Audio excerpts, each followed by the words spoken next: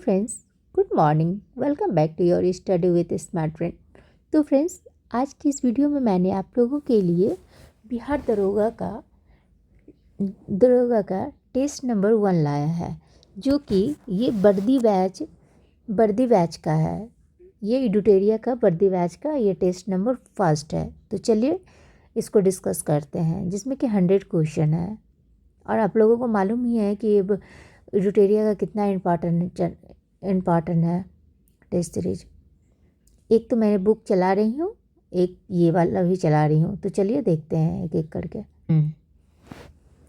किसानों को केवल विदेशी शासन ही नहीं, बल्कि जमींदारों और पूंजीपतियों के जुए से भी स्वयं को मुक्त कराना होगा। उपयुक्त कथन किसका है? तो ये है भगत सिंह का। तब अब इसके बारे में चलिए डिस्कस देख लें। भगत सिंह 23 वर्षीय भगत सिंह ने समाजवाद में अपनी आस्था भी व्यक्त की। ये लिखते हैं, मतलब भगत सिंह लिखते हैं कि किसानों को केवल विदेशी शासन ही नहीं, बल्कि जमींदारों और पूंजीपतियों को जुए से भी स्वयं को मुक्त करना होगा। 3 मार्च 1931 को भेजे गए अपने अंतिम संदेश में उन्होंने घोषणा की कि भारत में संघर्ष तब तक जारी रहेगा जब तक कि मुट्ठी भर शोषक अपने स्वार्थों के लिए साधारण जनता की मेहनत का शोषण करते रहेंगे। इससे कोई फर्क नहीं पड़ता कि ये शोषक शुद्ध रूप से ब्रिटिश पूंजीपति हैं। ब्रिटिश और भारतीय मिलकर शोषण करते हैं, या ये शुद्ध रूप से भारतीय हैं। नेक्स्ट क्वेश्चन देखते हैं। भारतीय राष्ट्रीय आंदोलन की निम्नलिखित में से कौन सी घटना सबसे पहले घटित हुई थी? तो ये सबसे पहले कौन सी घटित हुई थी? तो ये हुई थी द्वितीय गोलमेज सम्मेलन। अब द्वितीय गोलमेज सम्मेलन का आयोजन सितंबर 1931 से दिसंबर 1931 के मध्य किया गया था। द्वितीय सविनय अवज्ञा आंदोलन जनवरी 1932 में आरंभ किया गया था। व्यक्तिगत सत्याग्रह की शुरुआत अक्टूबर 1940 में महात्मा गांधी द्वारा की गई थी और वर्धा प्रस्ताव वर्ष 1942 में पेश किया गया था। जिस सुल्तान ने खलीफे की सत्ता को मानने से इनकार किया था, वह था कौन था? वो गेस कीजिए। तो वो थे कौन? कुतुबुद्दीन मुबारक थे। तो अब देखते हैं इसके बारे में डिस्कस।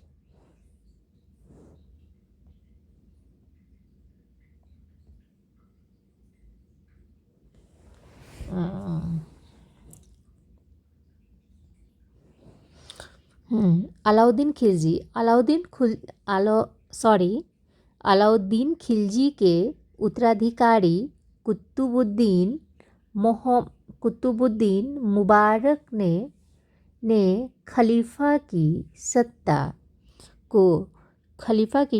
को नकार कर स्वयं को अमीर उल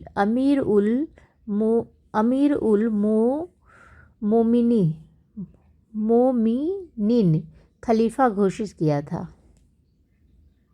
नेक्स्ट क्या है? निम्नलिखित कथनों में से असत्य कथन को चयन करें। तो मुगल काल में फारसी को राजभाषा का दर्जा प्राप्त था।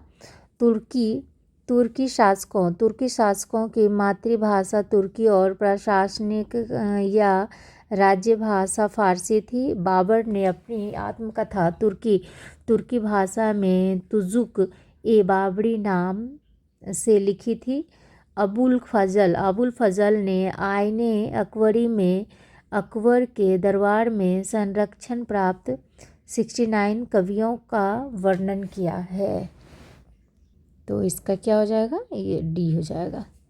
अब इसका डिस्कशन देखते हैं। तो चलिए, अबुल फजल ने आईने अकबरी में अकबर के दरबार में संरक्षण प्राप्त 69 कवियों का वर्णन किया है। अबुल फजल ने आईने अकबरी में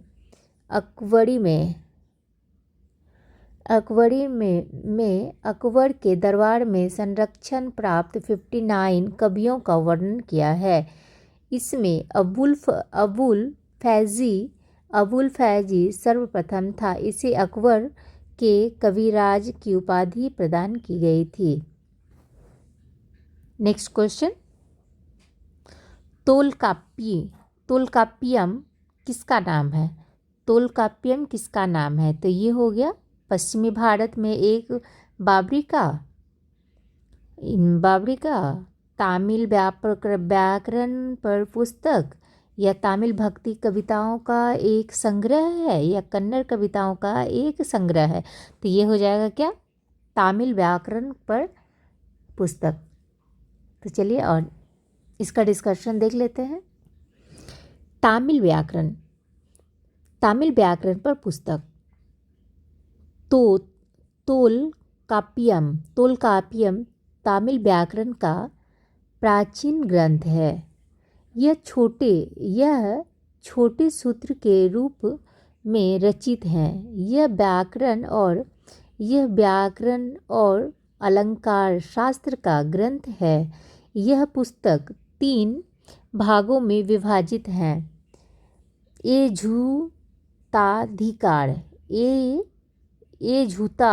एझुताधिकारम, शोल्लाधिकारम और पोरुलाधिकारम और प्रत्येक भाग के 9 भाग हैं। इसका रचनाकार 3री शताब्दी ईसा पूर्व से लेकर 10वीं ईस्वी तक बताया गया है। उरैयूर प्रसिद्ध है। तो उरैयूर किस लिए प्रसिद्ध है? तो ये हो गया प्राचीन काल में सूती कपड़ा के व्यापार के लिए। तो इसके बारे में चलिए नेक्स्ट देखते हैं। तो क्या है, प्राचीन काल में सूती कपड़ा के व्यापार के लिए चोल राजनीतिक सत्ता का केंद्र उदयपुर था जो सूती कपड़े के व्यापार के लिए मशहूर है। भारत के तमिलनाडु में तिरुचिरापल्ली शहर में उरैयूर स्थित है। यह प्रारंभिक चेलों की राजधानी थी। इसका इतिहास 300 ईसा पूर्व से पहले का है। समकालीन समय में उत्तर भारत में अशोक का साम्राज्य स्थित था। अशोक और सातवाहनों के शिलालेखों में उरैयूर को चोलों का गढ़ और केंद्र बताया गया है। नेक्स्ट क्वेश्चन देखते हैं।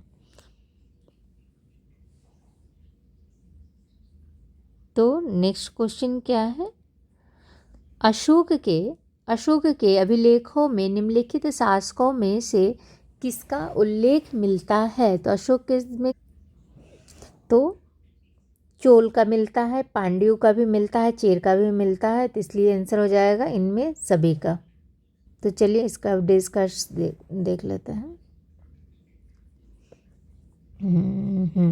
तो क्या बोला जा रहा है, अशोक के अभिलेख में चोल, चेर, पांड्य और सत्य सातीय पुत्र शासकों के उल्लेख मिलते हैं।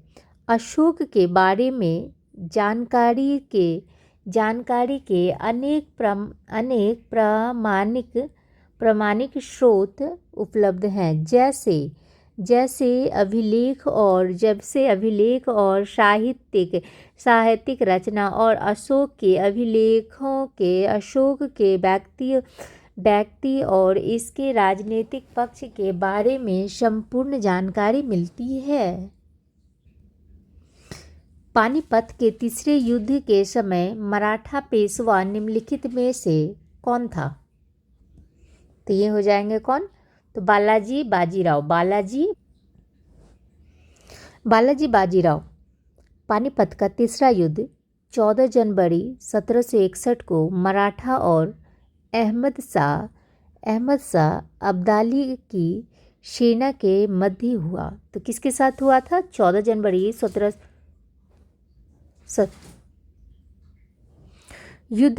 युद्ध का परिणाम मराठों की पराजय। प्रथम 4 पेशवा तो कौन थे? तो बालाजी श्रीनाथ 1713 से लेकर 1720, बाजीराव प्रथम 1720 से लेकर 1724, बाजीराव 1740 से लेकर 1761 तक, माधवराव नारायण 1761 से लेकर 1772। सर्वप्रथम राष्ट्रीय नियोजन समिति का गठन। राष्ट्रीय नियोजन समिति का गठन भारतीय राष्ट्रीय कांग्रेस के किस अधिवेशन में किया गया? बताइए फ्रेंड्स आप लोग। तो ये हो गया हरिपुरा अधिवेशन 1938 में। हरिपुरा अधिवेशन, तो उसके बारे में देख लेते हैं। हरिपुरा अधिवेशन 1938 में कांग्रेस के हरिपुरा अधिवेशन में जवाहरलाल नेहरू की अध्यक्षता में राष्ट्रीय नियोजन समिति का गठन किया गया। इस कांग्रेस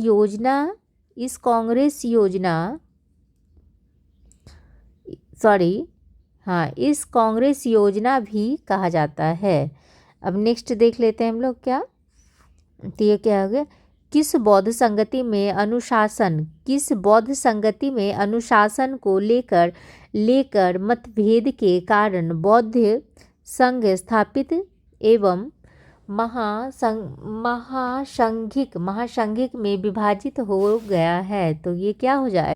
तो ये आपका हो जाएगा द्वितीय।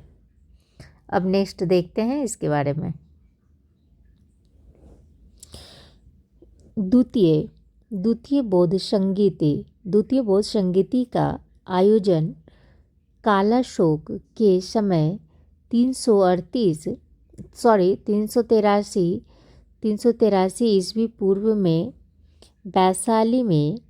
वैशाली में शावाकामी की अध्यक्षता में हुआ।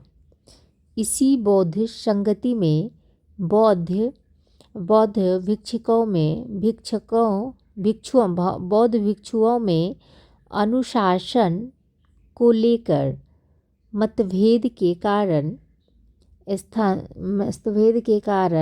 स्थावीर एवं महासंघिक में बौद्ध संघ का विभाजन हो गया। भारत में डाक टिकटों का प्रारंभ किस गवर्नर जनरल के समय हुआ था? किस समय हुआ था? तो ये हो गया लॉर्ड डलहौजी के समय में हुआ। लॉर्ड डलहौजी के कार्य कब थे? 1853 में रेल सेवा का प्रारंभ किया था इन्होंने। 1853 में ही कोलकाता एवं आगरा के मध्य प्रथम तार सेवा की शुरुआत किया था इन्होंने। 1853 में ही पेशवा के पेंशन की समाप्ति किया था। 1856 में विधवा पुनर्विवाह अधिनियम हड़प की नीति का जन्मदाता डलहौजी। हड़प्पा की नीति का जन्मदाता डलहौजी थे। नेक्स्ट क्वेश्चन क्या है? कौटिल्य के अर्थशास्त्र में वार्षिक बजट तैयार करने वाला अधिकारी कौन था? तो कौन अधिकारी था? तो ये हो जाएंगे हमारे समाहर्ता। उसके बारे में देखते हैं अब। कौटिल्य के अर्थशास्त्र में समाहर्ता नामक अधिकारी का मुख्य कार्य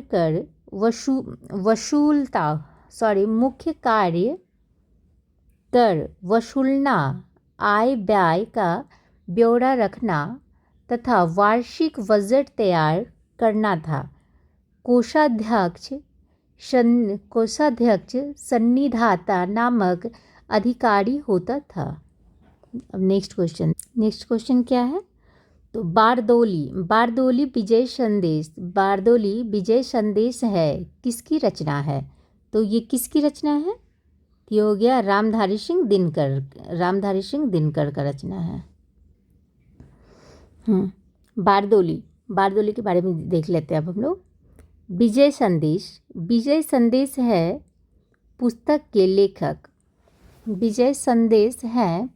के लेखक रामधारी सिंह दिनकर। यह पुस्तक 1928 में प्रकाशित हुई थी। ये पुस्तक कब हुई थी प्रकाशित? ये 1928 में प्रकाशित हुई थी। उनकी प्रमुख रचनाओं में प्रणभंग, रश्मि रथी, उर्वशी, परशुराम की प्रतिज्ञा, रेणुका, द्वंद्व, गीत, हारे को हरिनाम आदि हैं। उन्होंने 1959 में संस्कृति के 4 अध्याय की रचना के लिए साहित्य अकादमी और उर्वशी के लिए 1972 में ज्ञानपीठ पुरस्कार दिया गया। तब नेक्स्ट क्वेश्चन देख लेते हैं हम लोग। दिल्ली सल्तनत के किस शासक ने अपने शासनकाल में राजस्व व्यवस्था के अंतर्गत 24 कष्टदायक करों को समाप्त कर केवल 4 कर वसूल करने का आदेश जारी किया था? तो ये कौन से कर थे? ये किसने किया था? तो ये किया था फिरोज शाह तुगलक ने किया था। फिरोज शाह तुगलक ने राजस्व व्यवस्था में व्यापक सुधार करते शासनकाल में 24 कष्टदायक करों को समाप्त कर केवल 4 कर हुए अपने खराज,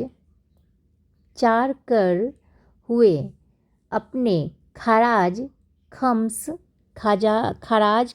जजिया एवं जकात को वसूल करने का आदेश जारी किया। वह ब्राह्मणों पर जजिया कर लगाने वाला पहला मुस्लिम शासक था। इसने एक नया कर सिंचाई कर लगाया जो कुल उपज का 1/10 भाग होता था। हम लोग नेक्स्ट क्वेश्चन देखते हैं। सहमति की आयु अधिनियम 1891 के संदर्भ में दिए गए कथनों पर विचार करें। तो यह लॉर्ड लैंसडाउन के कार्यकाल में पारित किया गया था। इसके तहत महिलाओं के लिए न्यूनतम वैवाहिक उम्र 6 वर्ष से बढ़कर 12 वर्ष कर दी गई। उपरोक्त में से कौन सा कथन सत्य है? केवल 1, केवल 2, 1 और 2 दोनों, या ना तो 1 ना तो 2? तो ये हो जाएगा केवल 1। चलिए, सहमति। सहमति की आयु अधिनियम 1891 में पारित किया गया था। ठीक है। इस कानून के अनुसार विवाह की आयु 10 वर्ष से बढ़ाकर 12 वर्ष कर दी गई थी। सर एंड्रयू स्क्रॉवल ने इस विधेयक को विधान परिषद में पेश किया था। यह अधिनियम लॉर्ड लैंसडाउन के कार्यकाल में पारित किया गया था। नेक्स्ट क्वेश्चन क्या है? तो मध्यकाल में किस विदेशी यात्री ने गुर्जर प्रतिहार राजवंश की सैन्य शक्ति एवं समृद्धि का उल्लेख किया? तो ये कौन थे? तो ये हो जाएंगे सुलेमान। अरब यात्री सुलेमान ने 9वीं शताब्दी में भारत का दौरा किया और गुर्जर प्रतिहार की सैन्य शक्ति और समृद्धि के बारे में लिखा। उसने साम्राज्य का वर्णन एक मजबूत और कुशल सेना के रूप में किया, जिसने अरब आक्रमणों के खिलाफ बचाव में महत्वपूर्ण भूमिका निभाई और प्रतिहार साम्राज्य के धन और वैभव की प्रशंसा की। उत्तर वैदिक धार्मिक प्रवृत्तियों के संदर्भ में अधोलिखित में से कौन सा कथन सत्य नहीं है? कर्मकांड की महनीयता बढ़ी। वैदिक देव समूह में इंद्र ने अपनी श्रेष्ठता खो दी। त्रिमूर्ति की अवधारणा रूपाकार लेने लगे, या अवतारवाद में विश्वास शुरू किया? तो ये हो जाएगा डी।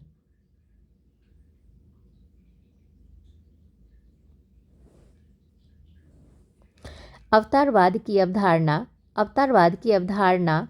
उत्तर वैदिक काल के दौरान शुरू नहीं हुई थी।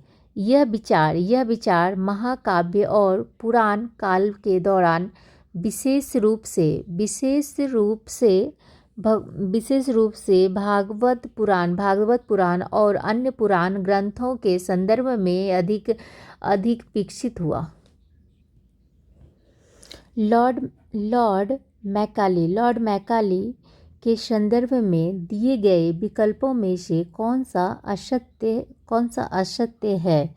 तो ये गवर्नर जनरल की परिषद के पहले विधि सदस्य थे। उन्होंने आईपीसी के प्रारूपण में महत्वपूर्ण भूमिका निभाए थे। इन्हें भारतीय शिक्षा पद्धति का जनक कहा जाता था। इन्होंने भारत के लिए वुड्स डिस्पैच का आदेश जारी किया। कौन सा होगा? तो ये डी हो जाएंगे। तो चलिए इसके बारे में देखते हैं।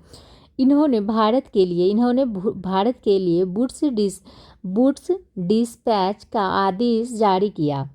लॉर्ड मैकाले एक अंग्रेजी इतिहासकार, राजनीतिक कवि और शिक्षाविद थे।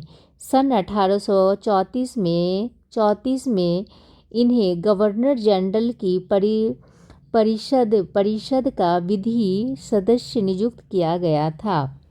इन्होंने आईपीसी के रूपांतरण में अहम भूमिका निभाई। इन्हें भारतीय शिक्षा पद्धति का जनक कहा जाता है। वुड्स डिस्पैच लॉर्ड्स डलहौजी को भेजा गया एक शैक्षिक प्रस्ताव है जो चार्ल्स वुड्स ने तैयार किया था। मैकाले का इससे कोई संबंध नहीं था। केंद्र और राज्य के मध्य वैधानिक शक्तियों का बंटवारा किस अनुसूची में वर्णित है? तो ये किस अनुसूची में? तो ये हो जाएगा 7। चलिए इसके बारे में देख लेते हैं। तो क्या कहा जा रहा है? भारतीय संविधान में केंद्र और राज्य के बीच विधायी शक्तियों के रूप में 7वीं अनुसूची में 3 प्रकार की सूचियां उपस्थित हैं। प्रथम संघ सूची, द्वितीय राज्य सूची, तृतीय हो गया समवर्ती सूची। तो नेक्स्ट देखते हैं। मौलिक अधिकार को लागू करने के लिए किसी न्यायालय द्वारा जारी किया जा सकता है। किसी न्यायालय के द्वारा जारी। तो ये क्या हो जाएंगे? तो समादेश। रीट सर्वोच्च न्यायालय का उच्च न्यायालय के लिखित आदेश हैं जो भारतीय नागरिकों को उनके मौलिक अधिकारों के उल्लंघन के खिलाफ संवैधानिक उपचार का आदेश देता है। परमादेश भी एक प्रकार का रीट है। प्राकृतिक पर्यावरण की रक्षा किस प्रकार का संवैधानिक अधिकार है? तो ये कैसा अधिकार है? तो ये हो गया मौलिक कर्तव्य है। तब इसके बारे में देख लेते हैं।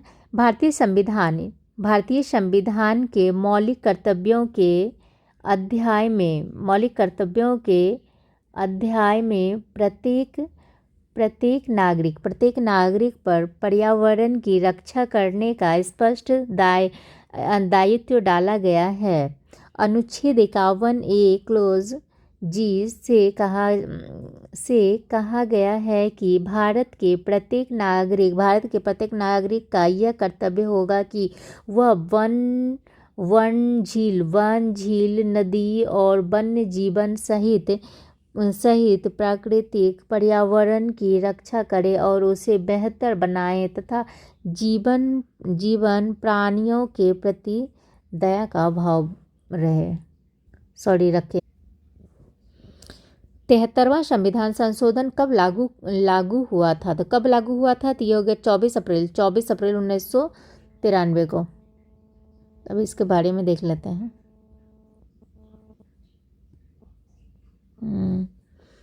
पांचवी पंचायती राज संस्थान का गठन 73वें संविधान संशोधन अधिनियम 1992 के द्वारा किया गया। इस अधिनियम के द्वारा भारतीय संविधान में एक नया भाग 9 जोड़ा गया और इसमें अनुच्छेद 243 से 243 तक के प्रावधान शामिल हैं। इस अधिनियम द्वारा संविधान में एक नई 11वीं अनुसूची भी शामिल की गई है और इसमें पंचायत के 29 कार्यात्मक विषय शामिल हैं। भारत के नियंत्रक एवं महालेखा परीक्षक अधिकतम कितने वर्षों के लिए अपना पद धारण कर सकते हैं? तो ये कितने 6 वर्ष के लिए कर सकते हैं। तो भारत के नियंत्रण एवं महालेखा परीक्षक कैग अधिकतम 6 साल या 65 साल की उम्र तक अपना पद धारण कर सकते हैं। जो कि पहले हो वही लागू होता है। भारत के संविधान का भाग 14 संबंधित है। किससे संबंधित है? तो ये हो गया संघ और राज्य के अधीन संघ और राज्य के अधीन सेवाएं। अब इसके बारे में देख फास्ट।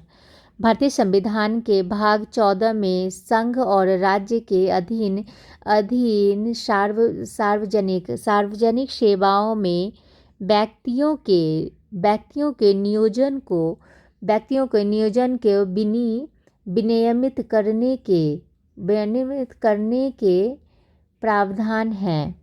यह लोक सेवा आयोग को यह कार्य करने का अधिकार भी देता है। निम्नलिखित में से भारत में मौलिक कर्तव्य कौन सी है? तो ये हो गया, बी हो गया, हमारी मिली जुली संस्कृति की समृद्ध विरासत को संरक्षित करना वो महत्वपूर्ण प्रदान करना। हमारी मिलीजुली संस्कृति की समृद्ध विरासत को संरक्षित करना वो महत्वपूर्ण प्रदान करना। ए और सी और डी मूल अधिकार का भाग है। केवल बी मौलिक कर्तव्य है। उच्चतम न्यायालय के न्यायाधीशों की संख्या की वृद्धि करने की शक्ति किसके पास है? तो किसके पास है? तो ये संसद के पास है। भारत के सर्वोच्च न्यायालय में न्यायाधीशों की संख्या बढ़ाने का अधिकार संसद के पास है। संसद कानून बनाकर सुप्रीम कोर्ट में न्यायाधीशों की संख्या बढ़ा सकती है। फ्रेंड्स, मैं जल्दी करवा दे रही हूँ इसको, बस देख लीजिएगा आप लोग। प्रतिष्ठा एवं सुनवाड़ का अधिकार किस अनुच्छेद के तहत लोगों को मिलता है? तो किसके अनुच्छेद मिलता है? तो यह अनुच्छेद 21 के तहत। अनुच्छेद 21 में क्या है? तो सर्वोच्च न्यायालय के अनुसार प्रतिष्ठा का अधिकार संविधान के अनुच्छेद 21 का एक अभिन्न है। क्षेत्रफल की दृष्टि से भारत का सर्वाधिक बड़ा जिला कौन सा है? तो कौन सा जिला है? तो ये हो गया कच्छ, डी। चलिए उसके बारे में देख लेते हैं। तो कच्छ भारत का क्षेत्रफल के अनुसार सबसे बड़ा जिला है। यह गुजरात में स्थित है तथा इसका क्षेत्रफल 45,652 वर्ग किलोमीटर है। कच्छ का रण इसी के अंतर्गत आता है। लेह भारत का दूसरा बड़ा जिला है जिसका 45,110 वर्ग किलोमीटर है। माहे भारत का सबसे छोटा जिला है जिसका क्षेत्रफल 9 वर्ग किलोमीटर है। यह केंद्र शासित प्रदेश पुडुचेरी का एक जिला है। जोजिला दर्रा के संदर्भ में क्या सही नहीं है? कौन सा सही नहीं है? तो ये आपका क्या हो जाता है? तो ये हो जाएगा। जोजिला दर्रा धौलाधार श्रेणी में स्थित है, तो ये गलत है। तो जोजिला दर्रा धौलाधार श्रेणी में स्थित है, तो क्या बोला जाए ना? जोजिला दर्रा भारतीय केंद्र शासित प्रदेश लद्दाख के काराकोरम जिले में स्थित है। यह ट्रांस हिमालयी क्षेत्र में जास्कर पर्वत श्रेणी में स्थित है। यह दर्रा श्रीनगर और लेह को जोड़ता है। यह दर्रा समुद्र तल से 3,528 मीटर की ऊंचाई पर है। यह दर्रा पूर्व में सिंधु नदी द्वारा निर्मित हुआ है। जुकू घाटी व युथांग घाटी क्रमशः किस राज्य में है वो? तो ये हो गया, बी हो गया, नागालैंड व सिक्किम में है। जुकू घाटी समुद्र तल से 2,438 मीटर की ऊंचाई पर भारत के पूर्वोत्तर राज्य नागालैंड में नागालैंड में जुकू श्रेणी में, नागालैंड के जुकू श्रेणी में पीछे स्थित है। जून एवं सितंबर में यह संपूर्ण घाटी जंगली फूलों से ढक जाती है। यह कोहिमा से लगभग 300 किलोमीटर दूरी पर स्थित है। युथांग घाटी गंगटोक से लेकर लगभग 150 किलोमीटर की दूरी पर स्थित है। यह रोडोड्रोन झाड़ियों एवं अन्य वनस्पति प्रजातियों से ढकी हुई है। भूवैज्ञानिक कालानुक्रमानुसार अधोलिखित का सही क्रम है क्या? तो अधोलिखित का क्या सही क्रम है, बताइए। तो ये हो गया डी। तो पहले हो जाएगा अरावली, उसके बाद पूर्वी घाट हो जाएगा, पूर्वी घाट, दक्कन की टैप, उसके बाद हिमालय। अरावली प्रोटेरोजोइक काल हो गया। पूर्वी घाट हो गया। मेसोजोइक काल हो गया। दक्कन ट्रैप हो गया। कैम्ब्रियन काल हो गया। हिमालय हो गया। नियोजक काल। निम्न में से कौन बाकियों से भिन्न है? कुरोशियो धारा, तो इसका सी हो जाएगा, सी। लैब्राडोर धारा। महासागरीय धाराओं को तापमान के आधार पर गर्म धारा और ठंडी धारा में विभाजित किया जाता है। गल्फ स्ट्रीम कुरोशियो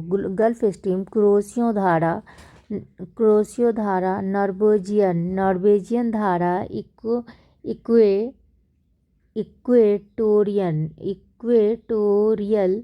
इक्वेटोरियल धारा, नॉर्थ अटलांटिक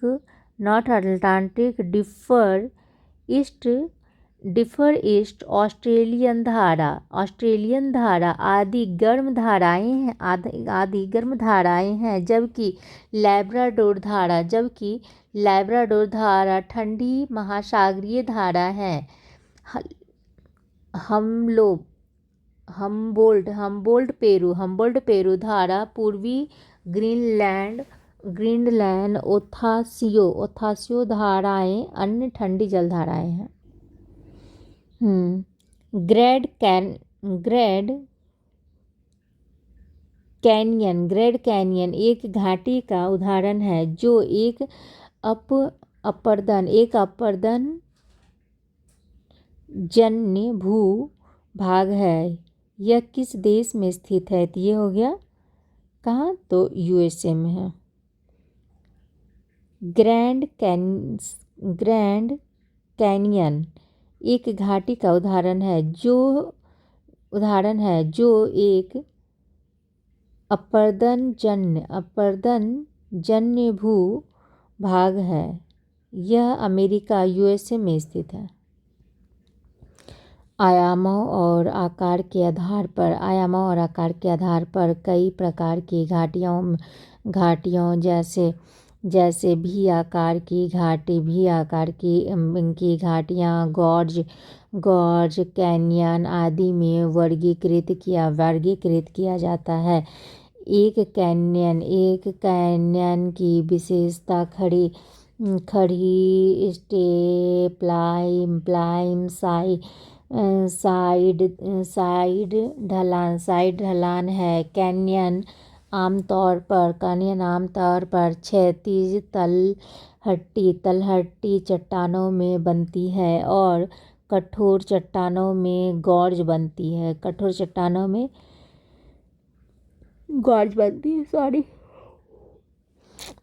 बनती है।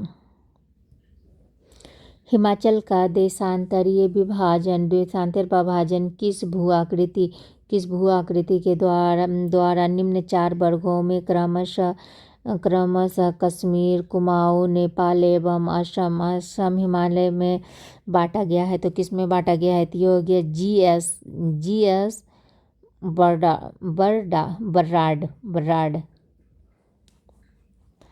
जीएस वर्डार ने हिमालय पर्वत देशांतरीय धारा पर निम्न चार वर्गों में विभाजित किया था। पश्चिम या कश्मीर हिमालय, कुमाऊं हिमालय, नेपाल हिमालय, वो असम हिमालय।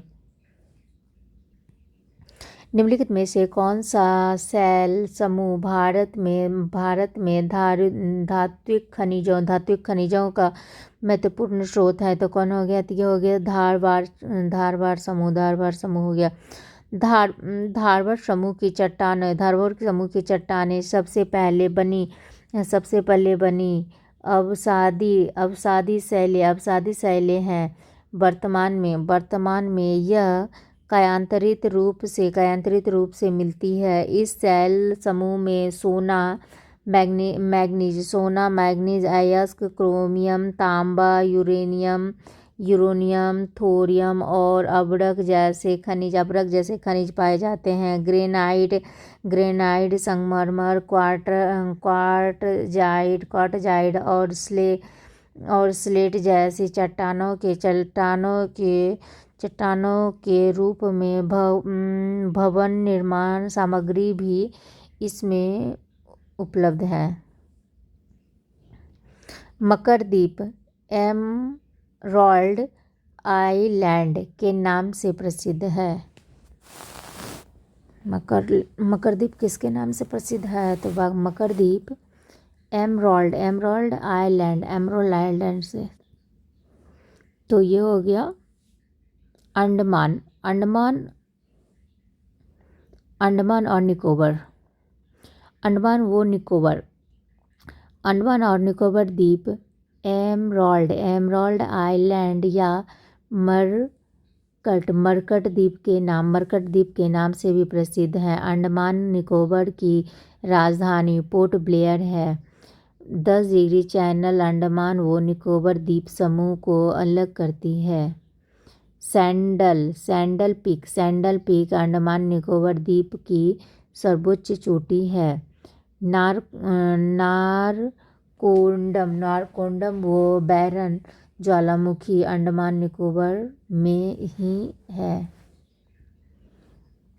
निम्नलिखित में से कौन सा भारत का निजी क्षेत्र के उद्योग का उदाहरण है? तो ये कौन हो गया? तो ये हो गया Tata iron and steel company. Tata iron and steel company हो गया। Tata iron and steel company TISCO, जिसे अब टाटा स्टील लिमिटेड के रूप में जाना जाता है, भारत की बड़ी निजी क्षेत्र की इस्पात निर्माण कंपनियों में से एक है। टाटा स्टील की स्थापना जमशेदजी टाटा ने 1907 में की थी। उसका मुख्यालय कहाँ है? तो मुंबई, महाराष्ट्र, भारत में हो गया। सकल राष्ट्रीय उत्पाद मूल्यह्रास छूट। तो ये क्या होगा? ये हो गया निबल राष्ट्रीय उत्पाद हो गया। निबल राष्ट्रीय उत्पाद। जब जीएनपी सकल राष्ट्रीय उत्पाद से मूल्यह्रास घटा दिया जाता है तो निबल राष्ट्रीय आय एनएनआई या एनएनपी प्राप्त होती है। राष्ट्रीय आय में कृषि का योगदान क्या है? तो ये हो गया घट रहा है।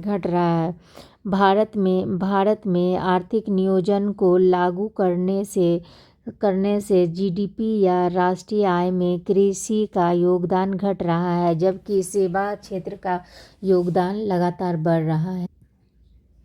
राष्ट्रीय आय की गणना किस विधि द्वारा किया जाता है? तो किसके द्वारा किया जाता है? तो ये हो गया उपयुक्त में से एक से अधिक के द्वारा किया जाता है। उत्पाद विधि के द्वारा किया जाता है, व्यय विधि के द्वारा किया जाता है, आय विधि के द्वारा किया जाता है। उपयुक्त में से एक से अधिक किसी देश की उत्पादन व्यवस्था से अंतिम उपभोक्ता के हाथों में जाने वाली वस्तुओं या देश के पूंजीगत साधनों के विरुद्ध जोड़ को ही राष्ट्रीय आय कहते हैं। उपयुक्त तीनों विधियों से राष्ट्रीय आय की गणना किया जा सकता है।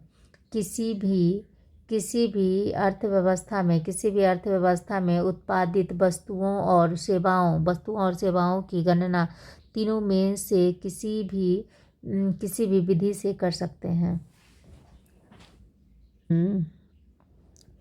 भारत के विदेशी व्यापार से संबंधित आंकड़े किसके द्वारा जारी किए जाते हैं? तो ये किसके द्वारा जारी किए जाते हैं? ये रिजर्व बैंक ऑफ इंडिया के द्वारा जारी किए जाते हैं। एक तो इसका क्या है? तो reserve bank of India RBI के द्वारा प्रति वर्ष भारत के विदेशी व्यापार से संबंधित आंकड़ों को जारी करता है। किस पंचवर्षीय योजना के दौरान भारत ने मिश्रित अर्थव्यवस्था को चुना है? तो कब चुना है? तो ये हो गया दूसरी। चलिए इसके बारे में देख लेते हैं। दूसरी पंचवर्षीय योजना महलनोबिस मॉडल पर आधारित थी। ठीक है। दूसरी पंचवर्षीय योजना के अनुसार दुर्गापुर, राउरकेला और भिलाई सहित 5 इस्पात संयंत्र स्थापित किए गए थे। दूसरी पंचवर्षीय योजना में उद्योग को अधिक महत्व मिला। फोकस मुख्य रूप से भारी उद्योग पर था। विदेशी ऋण के माध्यम से भारी आयात की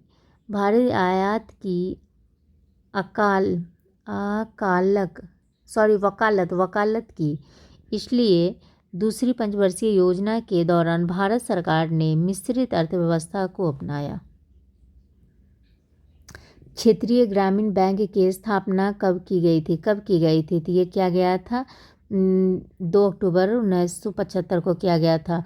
2 अक्टूबर 1975 भंडारी समिति के सिफारिश पर क्षेत्रीय ग्रामीण बैंक की स्थापना 2 अक्टूबर 1975 को की गई थी। आरबीआई की स्थापना 1 अप्रैल 1935 को की गई, जबकि एसबीआई की स्थापना 1 जुलाई 1955 को की गई थी। भारत में पहली पंचवर्षीय योजना का आधार क्या था? तो ये क्या हो गया? तो हेराल्ड डॉमर मॉडल। में ए। भारत में प्रथम पंचवर्षीय योजना 1951 से लेकर 56 हेराल्ड डॉमर मॉडल पर आधारित थी। द्वितीय पंचवर्षीय योजना पीसी महलनोबिस मॉडल पर आधारित थी। प्रथम पंचवर्षीय योजना का मुख्य उद्देश्य समाजवादी समाज की स्थापना करना था। बैंक दर पर आशय है। तो क्या? तो डी हो जाएगा। केंद्रीय बैंक द्वारा ली जाने वाली आधिकारिक ब्याज दर। केंद्रीय बैंक के द्वारा ली जाने वाली आधिकारिक ब्याज दर। तो जिस ब्याज दर पर रिजर्व बैंक केंद्रीय बैंक द्वारा वाणिज्यिक बैंक को पैसा उधार दिया जाता है, बैंक दर कहलाती है। यूके के सिन्हा समिति निम्न में से किससे संबंधित है? तो ये हो गया सी, सूक्ष्म लघु एवं मध्यम उद्योग। तो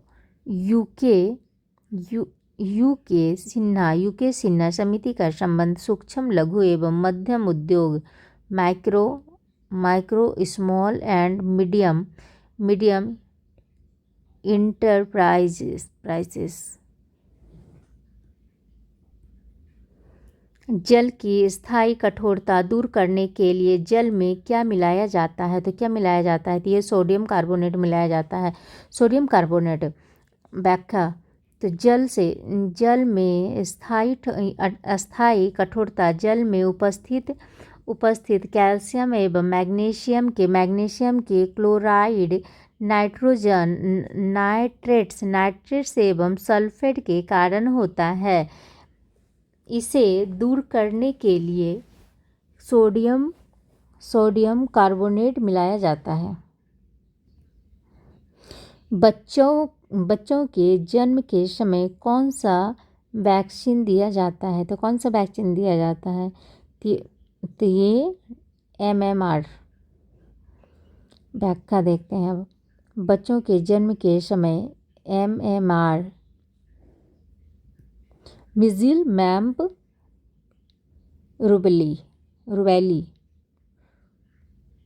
रुबेला वैक्सीन दिया जाता है। अंतःश्वसित वायु तथा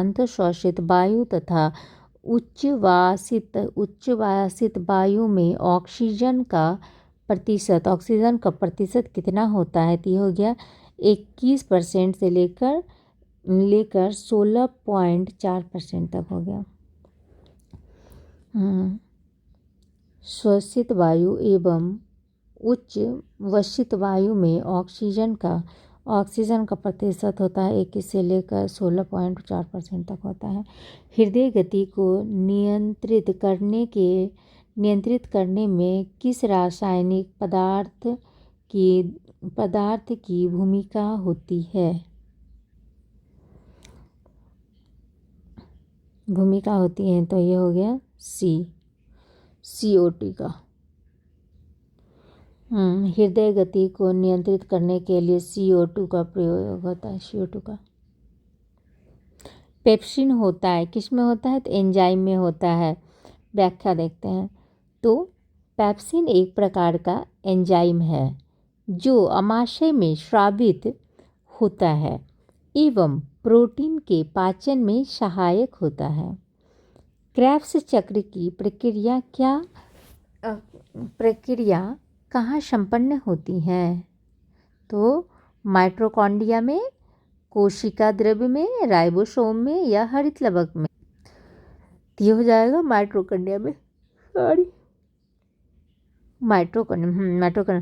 क्रेब्स चक्र की प्रक्रिया माइटोकॉन्ड्रिया के मैट्रिक्स में संपन्न होती है। लैक्टोज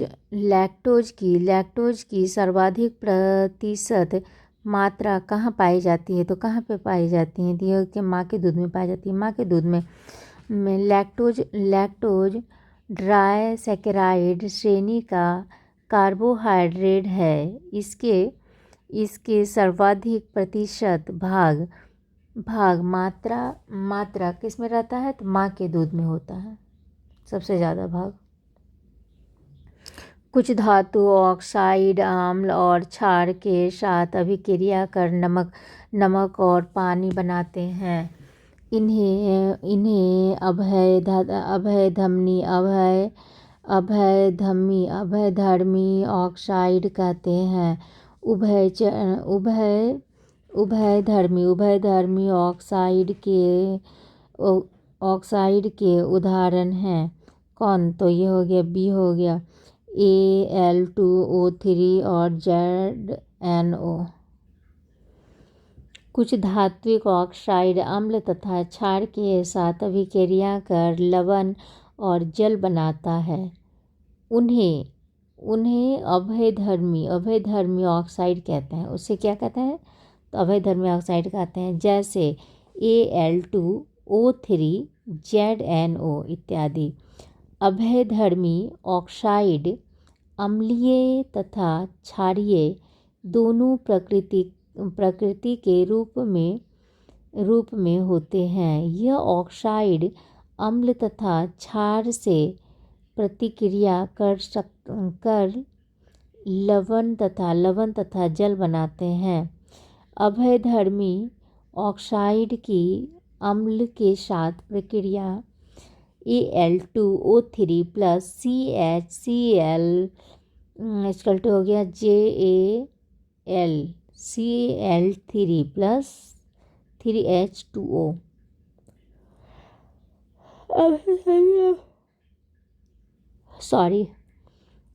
अभयधर्मी ऑक्साइड की अम्ल के साथ प्रतिक्रिया।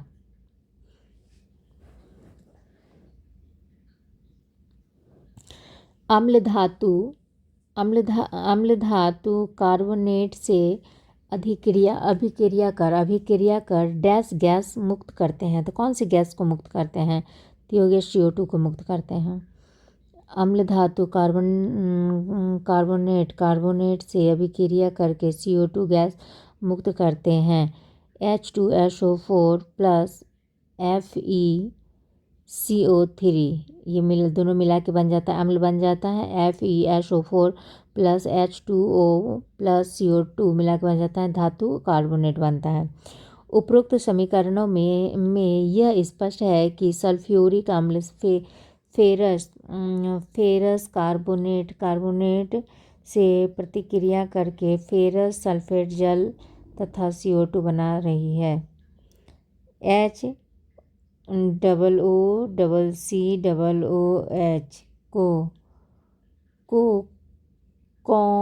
को सा अम्ल कहा जाता है? कौन सा अम्ल कहा जाता है? तो इसे ऑक्जेलिक अम्ल कहा जाता है। व्याख्या: ऑक्जेलिक अम्ल एक प्रबल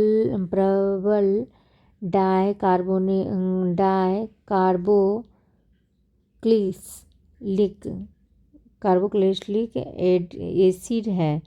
इस अम्ल का उपयोग व्यापक रूप से सफाई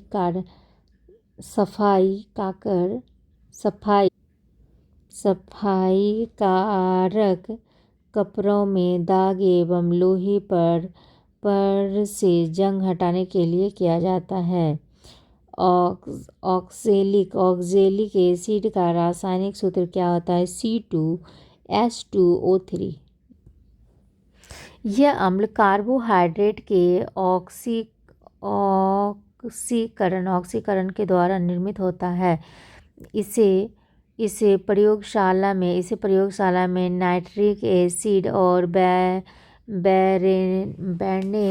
वैनेडियम पेट्रोक्साइड जैसे उत्प्रेरक की उपस्थिति में सुक्रोज के ऑक्सीकरण द्वारा भी तैयार किया जाता है।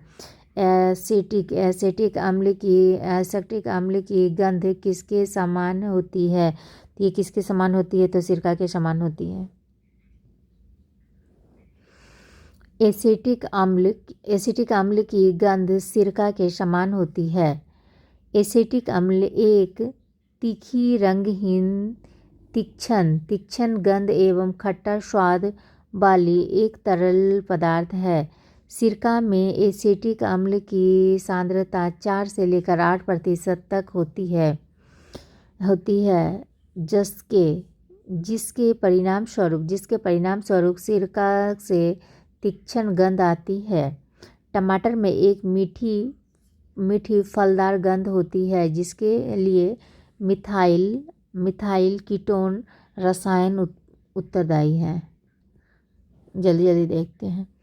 किस नियम के अनुसार समान ताप और दाब पर सभी गैसों के निश्चित आयतन में अणुओं की संख्या समान होती है? तो किस में होती है? तो ये हो गया डी हो गया ओवोगाद्रो का नियम हो गया। अब ओवोगाद्रो का नियम समान ताप और दाब पर सभी गैसों के समान आयतन के अणुओं की संख्या समान होती है। ग्राम का नियम निश्चित ताप और दाब पर विभिन्न गैसों के विसरण के अपेक्षिक वेग उसके घनत्व के वर्गमूल के विपरीत अनुपात में होता है। बॉयल का नियम क्या है? तो निश्चित ताप पर किसी गैस के दिए हुए द्रव्यमान का दाब उसके आयतन के प्रतिलोमानुपाती होता है। चार्ल्स का नियम दिए हुए ताप पर गैस की एक निश्चित मात्रा के लिए दाब का मान नियत रहता है। जिस धातु क्रम प्रक्रिया के अंतर्गत धातु मिश्रित अवस्था में पाई जाती है को कहते हैं, क्या कहते हैं? इसे कहते हैं प्रगलन कहते हैं। व्याख्या देखते हैं। प्रगलन एक प्रकार की निष्कर्षण धातु कार्मिकी है। अयस्क में उचित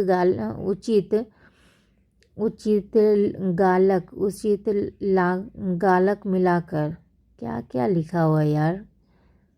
गालक मिलाकर मिश्रण को उच्च ताप पर गलाने की क्रिया को प्रगलन कहते हैं। इस क्रिया में अयस्क का गलित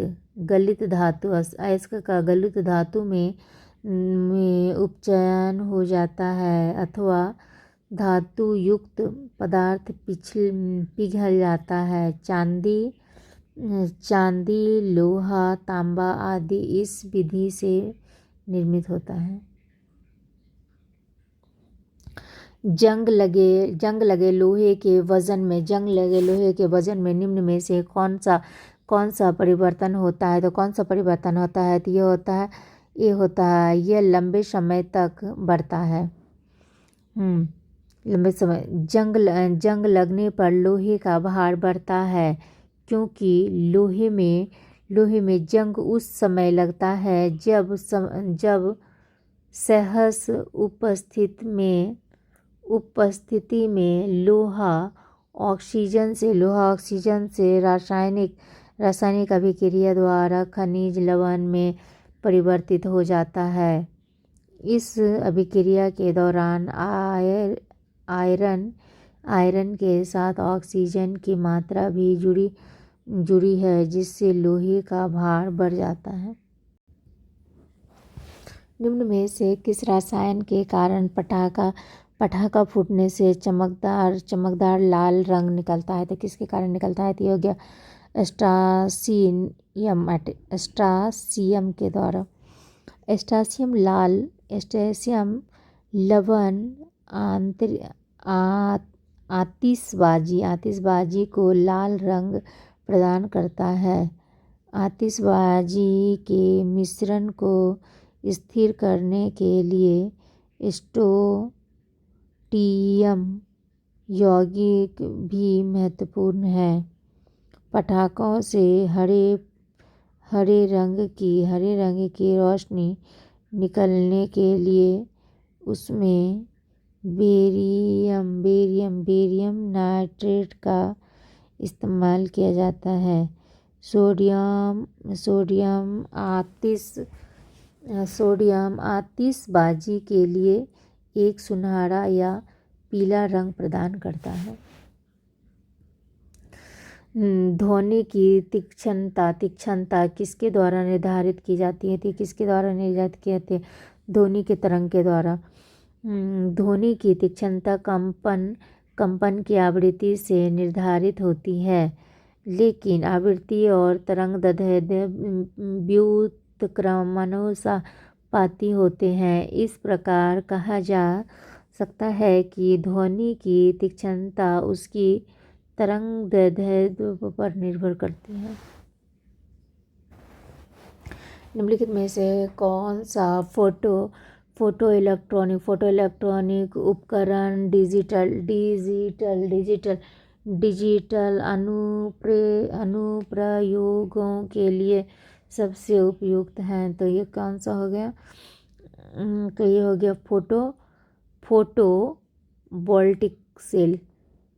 फोटोवोल्टिक सेल व्याख्या क्या है? तो एक फोटोवोल्टिक सेल एक ऐसा उदाहरण है जिसे मॉड्यूल के रूप में संदर्भित किया जाता है। इस सेल युक्त सेल सूर्य से आने वाले प्रकाश ऊर्जा को विद्युत ऊर्जा में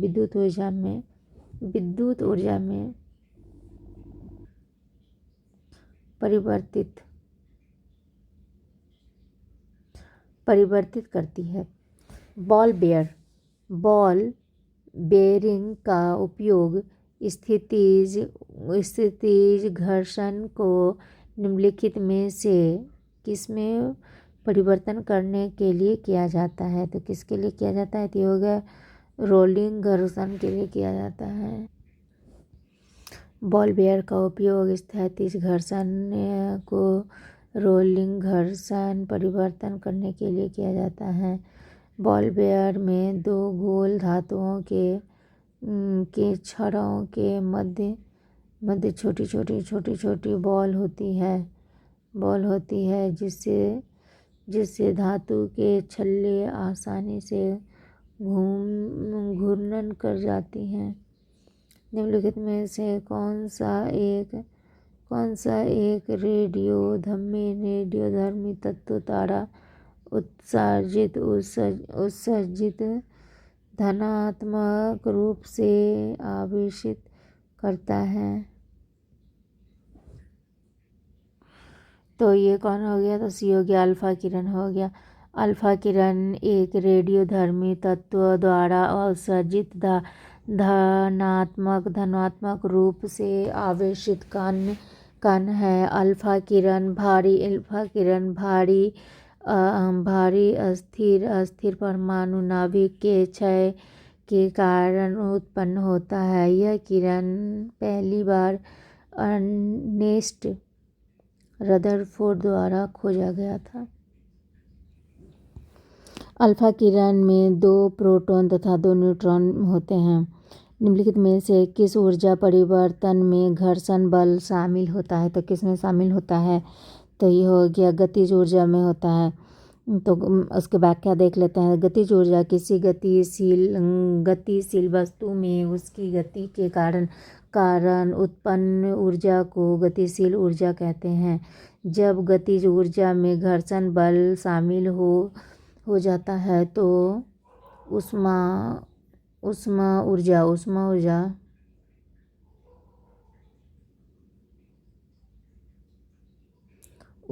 ऊर्जा उत्पन्न होती है।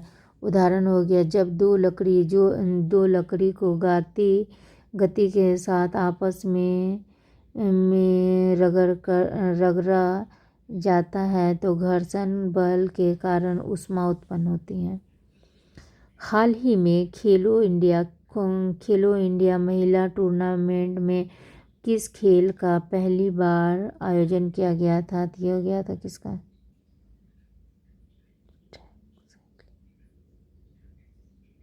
शायद नहीं पता। तो ये हो गया क्या? Track cycling. व्याख्या, युवा मामले एवं खेल मंत्रालय के खेल विभाग द्वारा बताया गया है कि ट्रैक साइकिलिंग को पहली बार खेलो इंडिया महिला टूर्नामेंट में शामिल किया गया है। राष्ट्रीय ऊर्जा संरक्षण दिवस कब मनाया गया है? तो कब मनाया गया है? तो ये हो गया 14 दिसंबर को। हर साल 14 दिसंबर को पूरे देश में राष्ट्रीय ऊर्जा संरक्षण दिवस मनाया जाता है। इस अवसर पर देश भर में ऊर्जा संरक्षण के बारे में जानकारी बढ़ाने के लिए विभिन्न चर्चाओं, सम्मेलनों और कार्यशालाओं का आयोजन किया जाता है। भारत में विश्व आर्थिक मंच के travel and tourism development index 2024 में कौन सा स्थान हासिल किया? तो 39।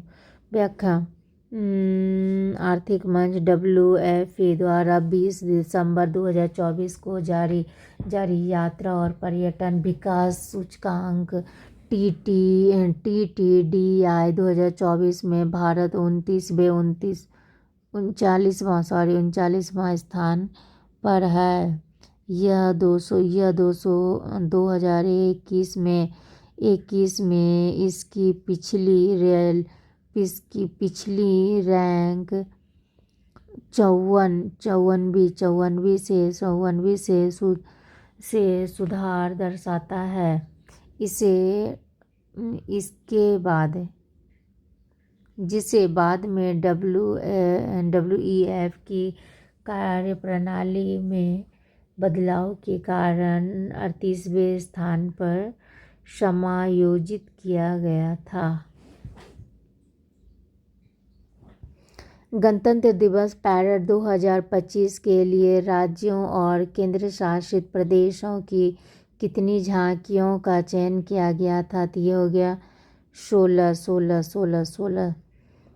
गणतंत्र दिवस परेड में 2025 के दौरान स्वर्णिम भारत विरासत और विकास विषय पर 16 राज्यों, केंद्र शासित प्रदेशों और 10 मंत्रालयों विभागों की झांकियां कर्तव्य पथ पर उतरेगी। पीएम सूर्य घर मुफ्त बिजली योजना को बढ़ाने के लिए टाटा पावर ने किस बैंक के साथ समझौता किया है? तो किसके साथ किया है? तो यह हो गया कैनरा बैंक के साथ किया है। टाटा पावर कंपनी ने कहा कि उसकी सहायक कंपनी पावर रिन्यूएबल एनर्जी ने पीएम सूर्य घर योजना के तहत रूफटॉप सौर प्रणाली को अपनाने को बढ़ावा देने के लिए कैनरा बैंक के साथ हाथ मिलाया है। हाल ही में प्रकाशित पुस्तक the light be carry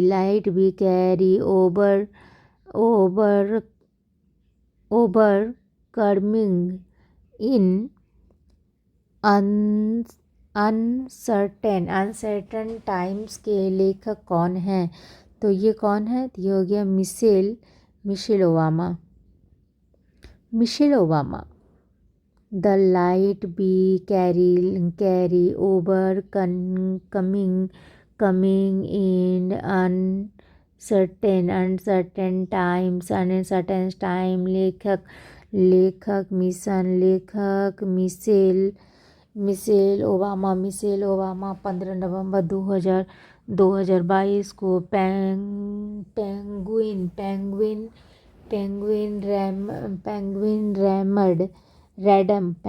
random house द्वारा वैश्विक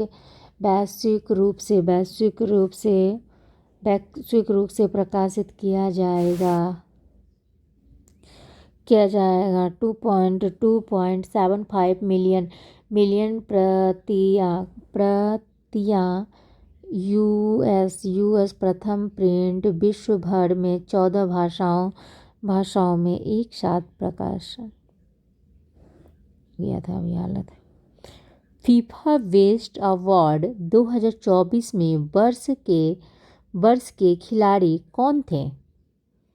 तो कौन थे? यह हो गया विनीसियस जूनियर और आइटाना बोनामाटी। व्याख्या देखते हैं। तो विनीसियस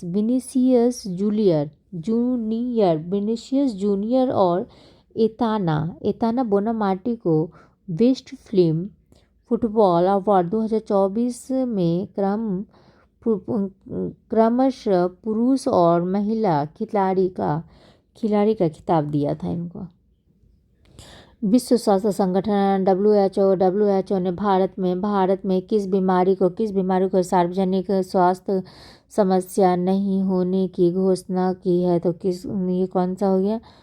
ट्रैकोमा विश्व संगठन घोषणा की है कि भारत में 2024 तक ट्रैकोमा को सार्वजनिक स्वास्थ्य समस्या के रूप में समाप्त कर दिया गया है। भारत दक्षिण पूर्व एशिया क्षेत्र में यह उपलब्धि हासिल करने वाला तीसरा देश बन गया है।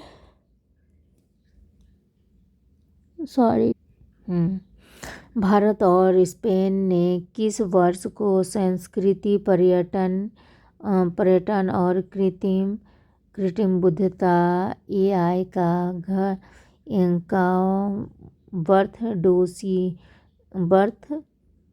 वर्ष घोषित किया है। तो ये कौन सा हो गया? 2026 को। दोनों देशों ने वर्ष 2026 को संस्कृति पर्यटन और AI में भारत और स्पेन का वर्ष घोषित किया है। भारतीय अंतरिक्ष अनुसंधान संगठन इसरो ने किस अंतरिक्ष एजेंडों को प्रोब 3 अंतरिक्ष यान का सफलतापूर्वक परीक्षण किया है? ये हो जाएगा यूरोपियन अंतरिक्ष एजेंसी। छोड़ नहीं सकते हैं ना। भारतीय अंतरिक्ष अनुसंधान संगठन इसरो ने यूरोपीय अंतरिक्ष एजेंसी के प्रोबा 3 मिशन को लॉन्च कर दिया है। यह मिशन सूर्य के बराबरी वातावरण कोरोना का अध्ययन करेगा। इस मिशन में 2 उपग्रहों को एक साथ छोड़ा गया। बता दें कि यह प्रक्षेपण इसरो के PSLV C-59 रॉकेट से किया गया। केंद्रीय खान मंत्रालय ने किस संस्थान के साथ महत्वपूर्ण खनिजों पर समझौता ज्ञापन पर हस्ताक्षर किया? तो ये किस पे किया था? अंतर्राष्ट्रीय ऊर्जा एजेंसी। खान मंत्रालय ने महत्वपूर्ण खनिजों के क्षेत्र में सहयोग के लिए अंतर्राष्ट्रीय ऊर्जा एजेंसी IAEA के साथ एक में समझौता ज्ञापन पर हस्ताक्षर किया। यह वर्तमान सहयोग भारत को महत्वपूर्ण खनिज क्षेत्र में विश्वसनीय डेटा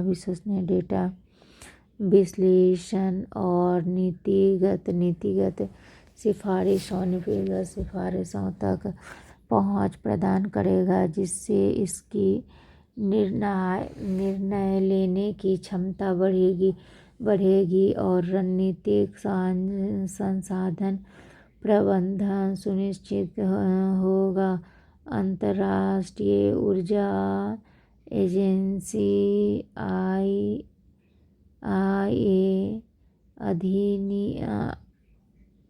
आर्थिक सहयोग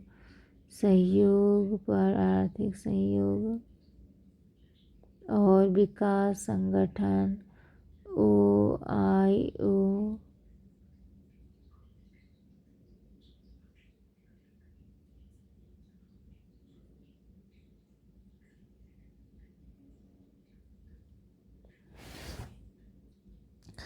तो नेपाल और किस देश के बीच सहयोग को चिन्हित करने के लिए फेवा संवाद श्रृंखला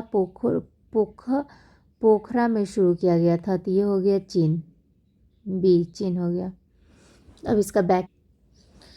नेपाल और चीन ने हाल ही में फेवा संवाद श्रृंखला शुरू की, जिसका नाम नेपाल के पोखरा घाटी में स्थित प्रसिद्ध फेवा झील के नाम नाम पर रखा गया है। फेवा झील नेपाल की सबसे बड़ी झील में से एक है। हाल और इसमें हड़प्पन खोला और खेती खोला के स्रोतों से जल आता है। यह संवाद दक्षिण एशिया के औद्योगिक बदलाव और संबंधित आवश्यकताओं को संबोधित करने पर केंद्रित है। हाल ही में किसके द्वारा केन बेतवा नदी लिंक परियोजना की आधारशिला रखी गई है? तो ये हो गया नरेंद्र मोदी हो गया। प्रधानमंत्री नरेंद्र मोदी ने बुधवार 25 दिसंबर 2024 को मध्य प्रदेश के खजुराहो में केन बेतवा नदी जोड़ो परियोजना की अवधारणा रखी, जिसका उद्देश्य था उत्तर प्रदेश और मध्य प्रदेश के कुछ हिस्सों में फैले बुंदेलखंड क्षेत्र की जल संकट को हल करना। भारत के वर्तमान कैबिनेट सचिव कौन थे? तो ये कौन हो गया? तो डॉक्टर टीबी सोमनाथ है।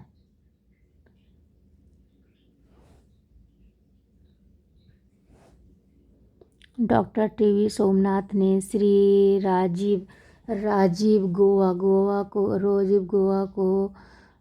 को सेवानिवृत्ति के बाद भारत सरकार ने नए कैबिनेट सचिव के रूप में पदभार संभाला। सोमनाथ तमिलनाडु कैडर 1987 बैच के IAS अधिकारी हैं। उन्होंने कोलकाता विश्वविद्यालय से अर्थशास्त्र में PhD किए हैं। किस राज्य में जैसलमेर के पत्थर से बना देश का पहला डिजिटल संग्रहालय खोला गया है? तो ये हो गया महाराष्ट्र में। भारत का पहला डिजिटल संग्रहालय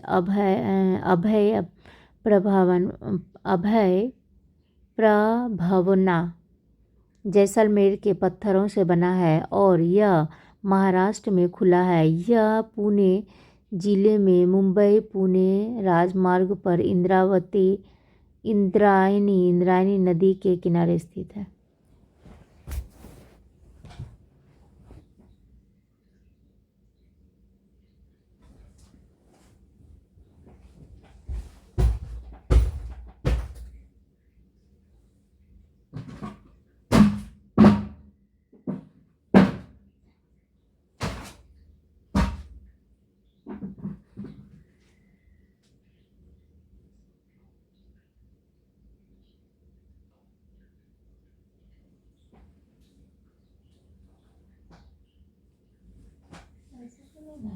सब्जी सब खाना है।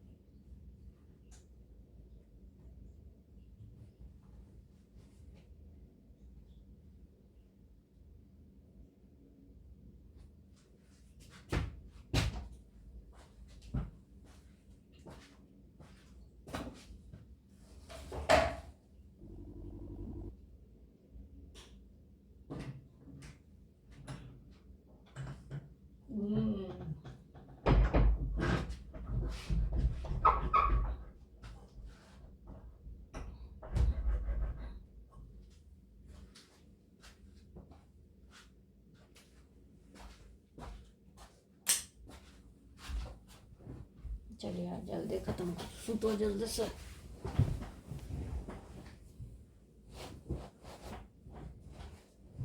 आजो तुझको पुकारे मेरा प्यार, आजा आजा।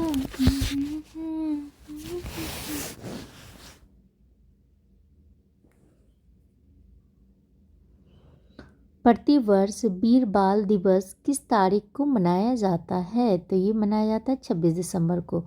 वीर बाल दिवस भारतीय और धर्म की रक्षा के लिए सर्वोच्च बलिदान का प्रतीक है। 26 दिसंबर का दिन गुरु गोविंद सिंह जी के साहिबजादों की वीरता और निष्ठा को स्मरण करने का दिन है, जब उन्होंने छोटी उम्र में विदेशी आक्रांता मुगलों के आगे झुकने के बजाय धर्म और राष्ट्र की रक्षा के लिए अपना सर्वश्रेष्ठ बलिदान कर दिया।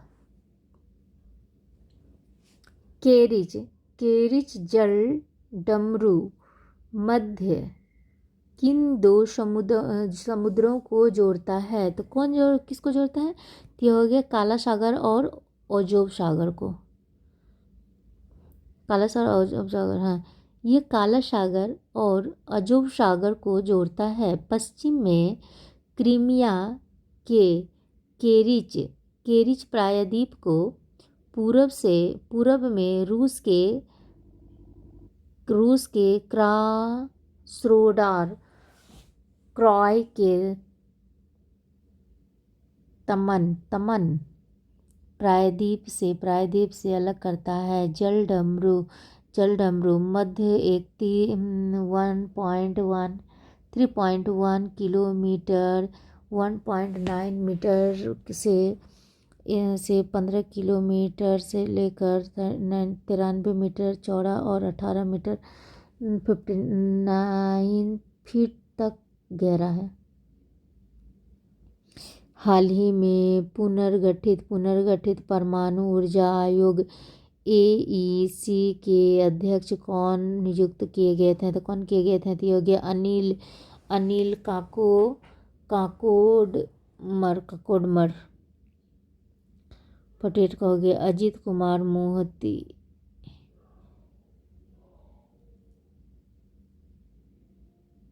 हैं, ये कैसा दिया हुआ यार? अनिल काकोडकर, और इसमें फिर दिया हुआ है उसी आंसर को, ऐसे क्यों दिया हुआ है कि अजीत कुमार मोहती?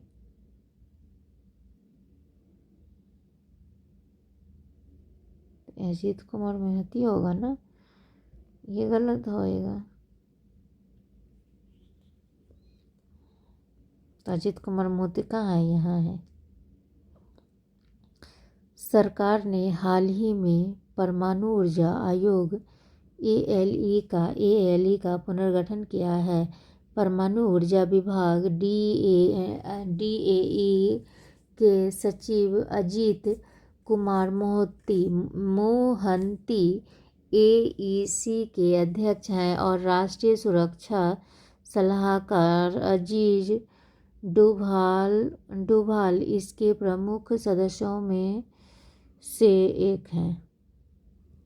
दिसंबर 2024 के लिए ICC men's player of the month का अवार्ड किसे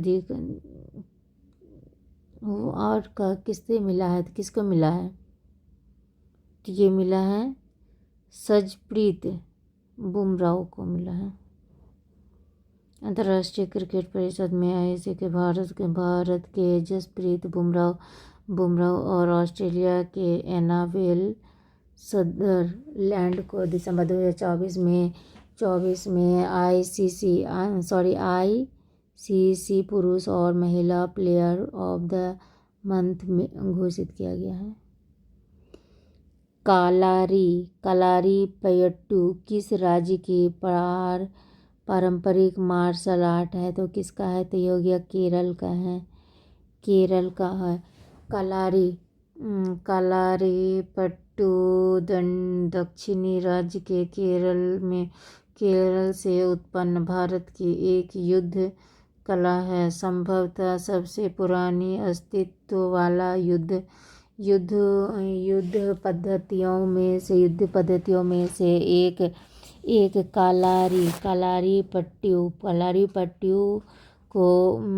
कलारी पट्टू को अंग्रेजी में मदर ऑफ ऑल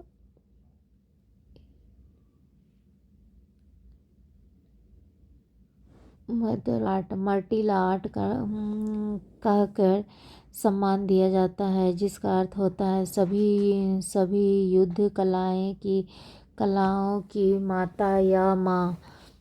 ये केरल में और तमिलनाडु व कर्नाटक से सटे भागों में साथ ही पूर्वोत्तर श्रीलंका और मलेशिया के मलयाली समुदाय के बीच प्रचलित है। काफी हमने किस राज्य सरकार ने दीनदयाल उपाध्याय भूमिहीन कृषि मजदूर कल्याण योजना शुरू किया है? तो किसने किया है? तो ये छत्तीसगढ़ ने किया है। छत्तीसगढ़ के मुख्यमंत्री विष्णुदेव रॉय ने सोमवार को राजस्व में पंडित दीनदयाल उपाध्याय भूमिहीन कृषि मजबूत कल्याण योजना का शुभारंभ किया था। इसमें 10,000 रुपये की आर्थिक सहायता प्रदान करने की जाएगी। कौन सा भारतीय नौसेना जहाज INS बहुराष्ट्रीय अभ्यास ला पैरोस के चौथे संस्करण में भाग ले रहा है? तो ये कौन ले रहा है? तो INS मुंबई ले रहा है। नेक्स्ट,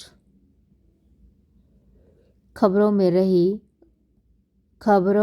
रही बैगई नदी किस राज्य में स्थित है? तो ये हो गया तमिलनाडु में स्थित है। सी हो जाएगा इसलिए। बैगई नदी तमिलनाडु में पश्चिम घाट के बरुसनाडु और मेघमलाई पहाड़ी से निकलती है। यह पांड्य नाडु क्षेत्र में दक्षिण पूर्व की ओर बहती है और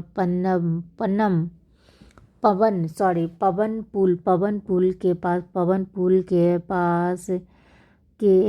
पुल के पास पाक जलडमरू में मिलती है। नदी की लंबाई 258 किलोमीटर है और इसका जल ग्रहण क्षेत्र कितना हो गया? 7,741 वर्ग किलोमीटर है। किसी भी किमी है जो कि पूरी तरह से तमिलनाडु में स्थित है।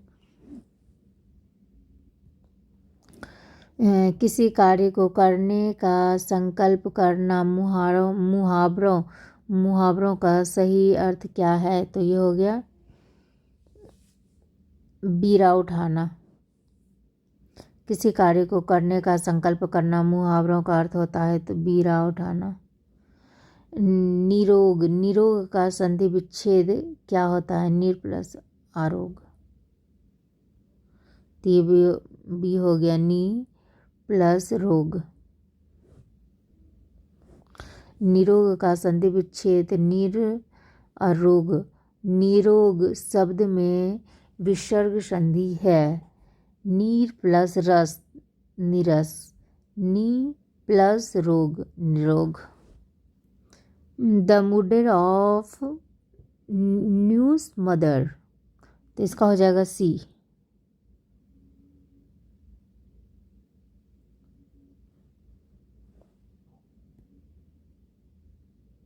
भाई का हत्या। Select the appropriate alternate which best express the given sentence in passive और एक्टिव वॉइस। तो इसका क्या हो जाएगा, ए हो जाएगा।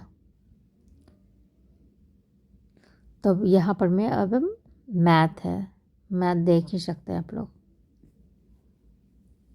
सॉल्व कर लीजिएगा, क्या हुआ ही है देख लीजिए। अब क्या है, किन्हीं दो पूर्ण संख्याओं को संख्याओं के HCF और LCM का क्रमशः 50 और 420 के 20 हैं। यदि एक पूर्ण संख्या 100 है तो दूसरी पूर्ण संख्या क्या होगी। तो देख लीजिए LCM क्या हो गया है। तो क्या हुआ, तो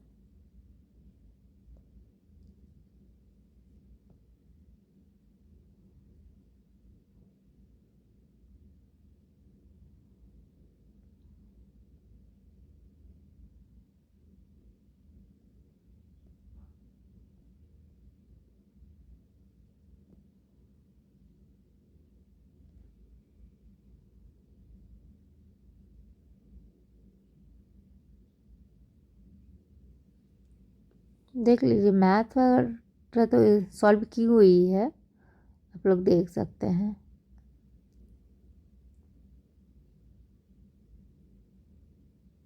मैंने विथ आंसर दिखाई दिया है आप लोगों को, और क्या करूं। विथ आंसर तो यहाँ पे है ही, इसका ए हो जा रहा है। तो आप लोग ये वाला देख सकते हैं, डी हो जाएगा, इसका भी डी हो जाएगा।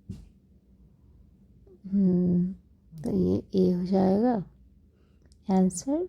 अब इसकी आंसर हो जाएगी, तो ये सी होगा 77।